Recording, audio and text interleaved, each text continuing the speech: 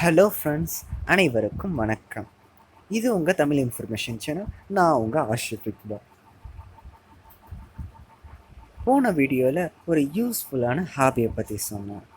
So இந்த வீடியோவில் நான் எதை பற்றி சொல்ல போனால், அந்த ஹாபி இந்தியாவில் எந்த அளவுக்கு இருக்குங்கிறத பற்றி சொல்ல போகிறேன்.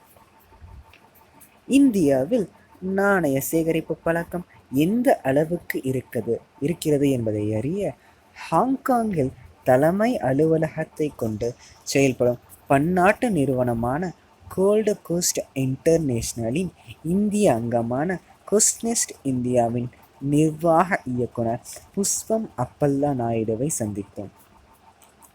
நாணய சேகரிப்பை ஊக்குவிக்க பல்வேறு முயற்சிகளை மேற்கொண்டு வருகிறோம். நாங்கள் தங்கம் மற்றும் வெள்ளி நாணயங்களை வெளியிடுகிறோம். எங்களின் நாணயங்கள் அனைத்தும் ஜெர்மனியில் உள்ள 135 ஆண்டுகால பழமையான மேயர் மென்ட் தொழிற்சாலையில் தான் அச்சடிக்கப்படுகின்றன. இந்தியாவில் சிவாஜி கணேசன், ஜவஹர்லால் நேரு, பரமாச்சாரியார், அன்னை தெரசா, சீர்டி சாய்பாபா, பகவான் மகாவீர் போன்றோரின் உருவப்படங்களுடன் தங்கம் மற்றும் வெள்ளி நாணயங்களை வெளியிட்டிருக்கிறோம். 32 கிராம் மற்றும் 6 கிராம் எடைகளில் மொத்தம் 16 வகையான நாணயங்களை வெளியிட்டிருக்கிறோம். நாணயம் சேகரிப்பவர்கள் மதம் சார்ந்தும் வரலாற்று இடங்கள் சார்ந்தும் விளையாட்டு மற்றும் பிரபலங்கள் என பிரித்து அது தொடர்பான நாணயங்களை மட்டுமே சேர்ப்பார்கள்.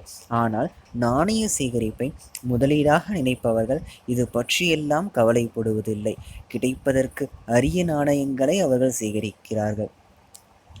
நாணயம் சேகரிப்பில் ஏன் இவ்வளவு ஆர்வம் காட்டுகிறார்கள் தெரியுமா? யாரிடமும் இல்லாத அரிய நாணயங்கள் தங்களிடம் இருப்பதை பெருமையாக நினைப்பது ஒன்று.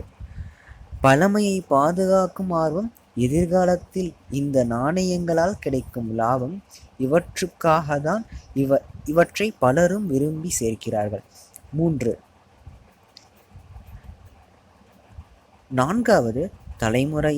நான்கு தலைமுறையாக நாணயங்களை பத்திரமாக வைத்திருந்து மிகப்பெரிய பொக்கிஷமாக தங்கள் சந்ததிக்கு விட்டு செல்வரும் உண்டு என்கிறார் புஷ்பம் அப்பல்லா.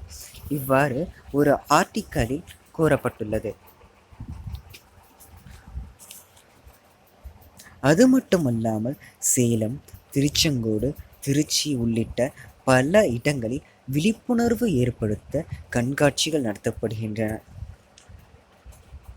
அதற்கென தனித்தனி சங்கங்கள் வைத்து மாணவர்களிடையே விழிப்புணர்வை ஏற்படுத்துகின்றன. எனவே விவர்ஸ் அனைவரும் இந்த சங்கங்களில் இணைந்து பழமையையும் வரலாற்றையும் நம்ம சந்ததிகளுக்கு பறைச்சாற்றுங்கள்.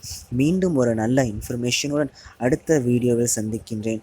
லைக் பண்ணுங்கள், ஷேர் பண்ணுங்கள், மறக்காமல் சப்ஸ்கிரைப் பண்ணுங்கள். தேங்க்யூ.